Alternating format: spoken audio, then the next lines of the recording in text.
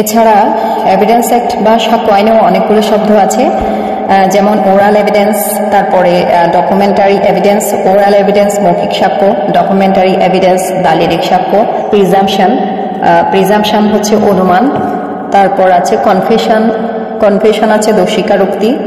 আমি যখন আসলে শব্দগুলো বলছি আপনারা মনে মনে চিন্তা করেন এই শব্দগুলো আমি কোন সেকশন থেকে বলছি, এটা যদি ধরতে পারেন তাহলে বুঝতে পারবেন আপনার প্রিপারেশন অনেক ভালো।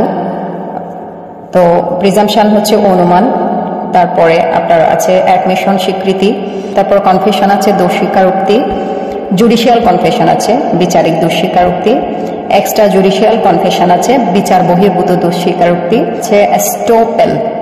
এস্টোপেল হচ্ছে প্রমাণে বাধা, ডাইং ডিক্লারেশন মৃত্যুকালীন ঘোষণা, তারপরে লিডিং কোয়েশ্চন আছে ইঙ্গিতপূর্ণ প্রশ্ন হ্যাঁ বা না দিয়ে যেগুলো উত্তর করতে হয়, তারপর আছে অ্যালিভি আছে, অ্যালিভি অর্থ হচ্ছে অজুহাত আছে, সুতা আছে, তারপরে ওজোর আছে।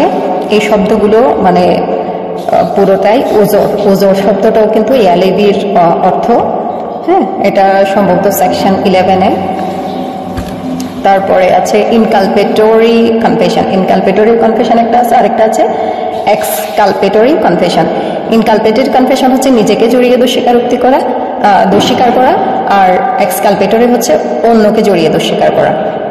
ইনকালপেটরি নিজেকে জড়িয়ে দোষ স্বীকার করা, আর এক্সকালপেটরি অন্যকে জড়িয়ে দোষ স্বীকার করা। যেরকম আমরা judicial confession, extra judicial confession হচ্ছে বিচারিক দোষ স্বীকার, আর এক্সট্রা জুডিশিয়াল কনফেশন হচ্ছে আপনার বিচার বহির্ভূত দোষ স্বীকার। ঠিক আছে।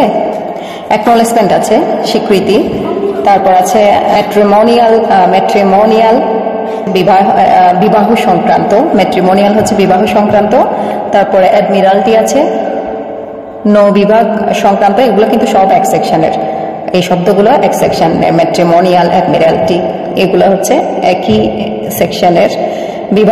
বিবাহ সংক্রান্ত, নৌবিভাগ সংক্রান্ত। এর বাইরে আছে প্রবেট উইল সংক্রান্ত, এটাও কিন্তু সেম সেকশনের, একই সেকশনের মধ্যে কিন্তু এই শব্দগুলো আছে। তারপর আছে বার্ডেন অফ প্রুফ হচ্ছে প্রমাণের দায়িত্ব। হ্যাঁ, প্রমাণের দায়িত্ব। তারপরে আছে হিয়ারসে এভিডেন্স হচ্ছে জনশ্রুত সাক্ষ্য। তারপরে ডাইং ডেপোজিশন হচ্ছে মৃত্যুকালীন জবানবন্দি। তারপরে এস্টোপেল আছে, এটা খুবই প্রচলিত, বাধা বা স্বকার্যজনিত বাধা। তারপর আছে কাউন্টার পার্ট বা প্রতিলিপি। তারপর আছে পাবলিক ডকুমেন্ট বা সরকারি দলিল, প্রাইভেট ডকুমেন্ট বা বেসরকারি দলিল। তারপর আছে অ্যাকিউজড আসামি, এই শব্দগুলো তো অবশ্য কোর্টে প্রচলিত, যারা রেগুলার কোর্ট প্র্যাকটিস করে তারা জানে। তারপর আছে ডাম উইটনেস, বোবা সাক্ষী আমরা যেটাকে বলি, ডাম উইটনেস। এটা কোন সেকশন একটু চিন্তা করে দেখবেন। আপনি যখন একটা শব্দ শিখবেন বা উনি যখন এই শব্দগুলো উচ্চারণ করছে আপনি মনে মনে মিলিয়ে দেখার চেষ্টা করবেন যে কোন সেকশনে এই শব্দটা পড়েছে। এরপর আছে অ্যাকমপ্লাইস হচ্ছে অপরাধীর সহযোগী।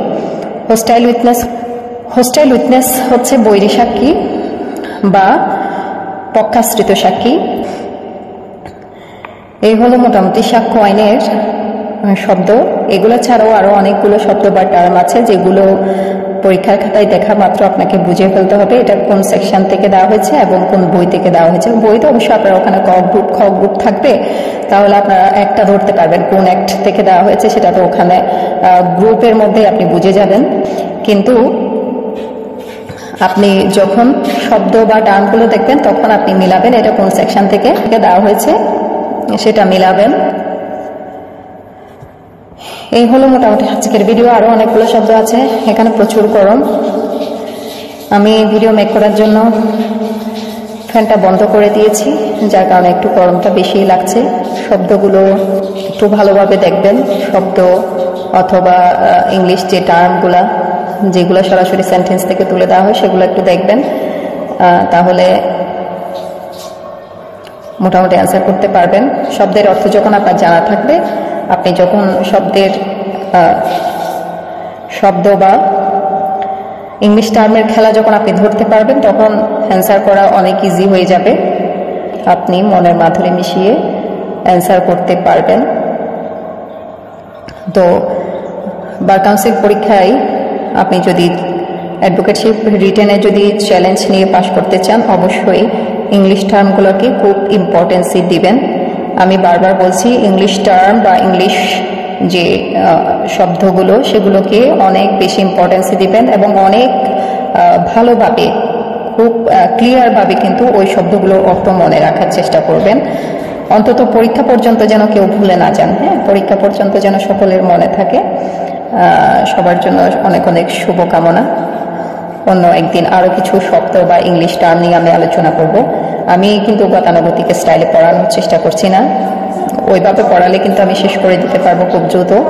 আপনারা সাবজেক্ট ওয়াইজ পড়বেন। আপনারা বিগত সময়ের যে প্রশ্নগুলো আছে অ্যাডভোকেটশিপ পরীক্ষায় বিগত 10 বছর যদি হিসাব করেন, অথবা বিগত সময়ে যে প্রশ্নগুলো আসছে, যেখান থেকে প্রশ্ন আসছে সেই প্রশ্নগুলো যদি শুরু থেকে আস্তে আস্তে সলভ করেন, আর জুডিশিয়ারিতে যে প্রশ্নগুলো আসছে সেগুলো যদি সলভ করেন, জুডিশিয়ারিতে আরও অনেকগুলো অ্যাক্ট থাকে, কিন্তু অ্যাডভোকেটশিপের যে 7টা অ্যাক্ট আছে ওই 7টা অ্যাক্ট থেকে জুডিশিয়ারিতে যে প্রশ্নগুলো আসছে সেগুলো সলভ করবেন, অ্যাডভোকেটশিপে যে প্রশ্নগুলো আসছে সেগুলো সলভ করবেন।